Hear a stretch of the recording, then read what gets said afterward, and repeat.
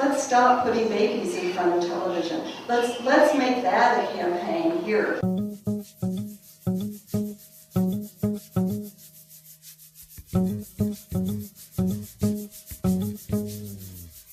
I think of marketing to children as a social political issue. It's not just an issue for families. And as a social political issue, I think that we need to deal with it in the way that we deal with issues that are social political issues. Essentially, we need a movement.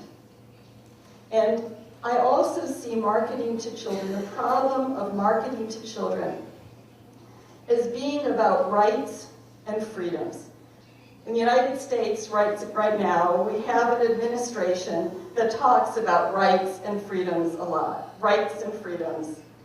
Well, I think this is about rights and freedoms. The administration is talking about corporate rights, but I'm talking about the rights of children to grow up and the freedom for parents to raise them without being undermined by commercial interests, without being undermined by greed. And so I belong to and work with a national coalition in the United States. It's called the Campaign for a Commercial-Free Childhood. And we started in 2000. We are not large. We are not well-funded. We don't take corporate funding. We are not the Campaign for Commercial-Free Childhood brought to you by McDonald's or the Coca-Cola Campaign for Commercial-Free Childhood. We don't take money for corporations, and so it's always a struggle to keep going, but it's very important for us that we do keep going because we need to be a voice for children. When you think about marketing to children today, it's really important to remember that it's not like when you were a child. In 1983, in the United States, corporations were spending $100 million marketing to children each year, mostly on television. On television, because television was all there was. Well, now they're spending $15 billion marketing to children. When you were a child, probably there was just television. But now, parents are coping with television and the internet and movies, lots of movies. There were movies for children before, but there wasn't one every 2 months or one every month the way there is now. And radio. There was radio before, but radio stations weren't owned by television, by the people who owned television stations. So there wasn't all the cross-marketing that is going on now. Marketing in schools in the United States is a terrible problem. In 2000, the federal government said that marketing in schools is a growth industry with Coke and Pepsi leading the way. When corporations give money to schools, it's not for free. It feels like it's free, but it's not. It comes with the price. And the price is the hearts and minds, and sometimes the health of children. So, and now there's also marketing on iPods, MP3 players. There's marketing on cell phones, that's coming next. Television and the internet are moving, and we talked about this yesterday. It's all going to come on this little handheld device. And we're not going to know what our children are doing at all on screens. And that's where the marketing industry is going to reach them. The marketing industry isn't thinking just about commercials anymore. They're thinking about ways of insinuating their brands into the lives of children 24 hours a day, 7 days a week. So there are all these different kinds of marketing, and I'm going to be talking about some of them. But one that I have images of a lot of them. One I don't have an image of that may not yet be in Brazil, but will be coming, is viral marketing or stealth marketing. Stealth marketing is marketing in ways that you don't even know you're being marketed to. And one of the ways that companies are doing this, and these are multinational corporations doing this, one of the ways that they're doing this is to get kids to market to other kids.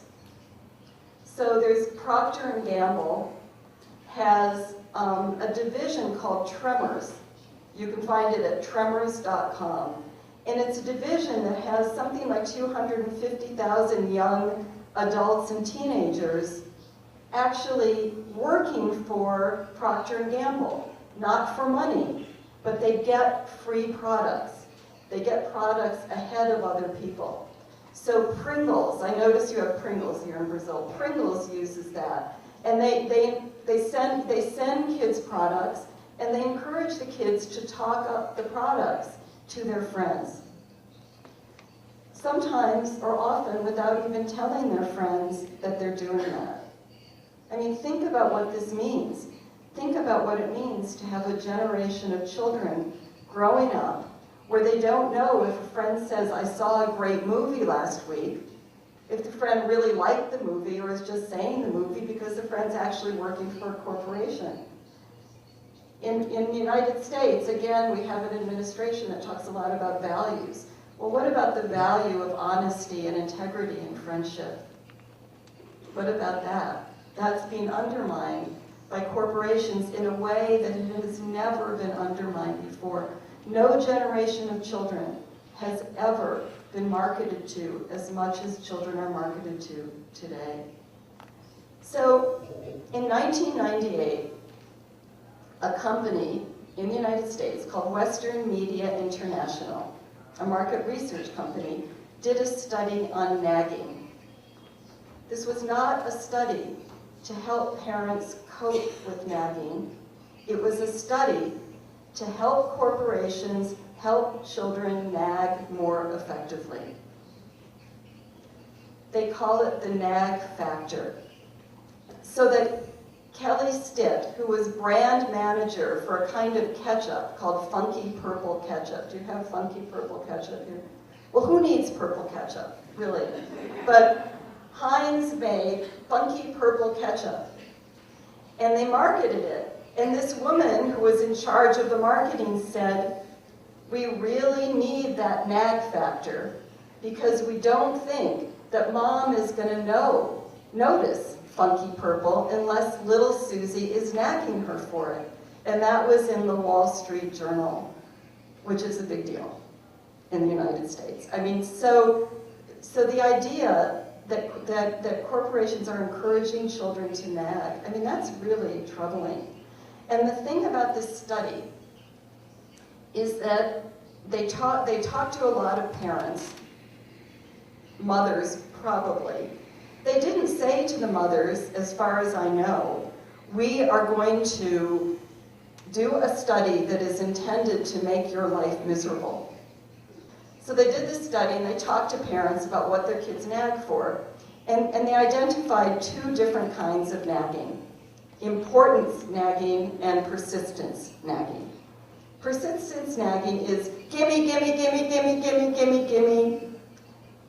That's effective, but it's not as effective as importance nagging, they discovered. Importance nagging is when children are encouraged to give a reason for why they need a product. And the example that they always give is, Mom, I really need Barbie's dream house because Barbie and Ken are going to get married and have a family. When people talk about how it's parents' responsibility, what I wonder is, what about corporate responsibility?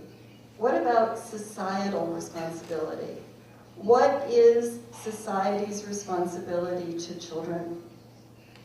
Why in the world is it okay with us that corporations would make parents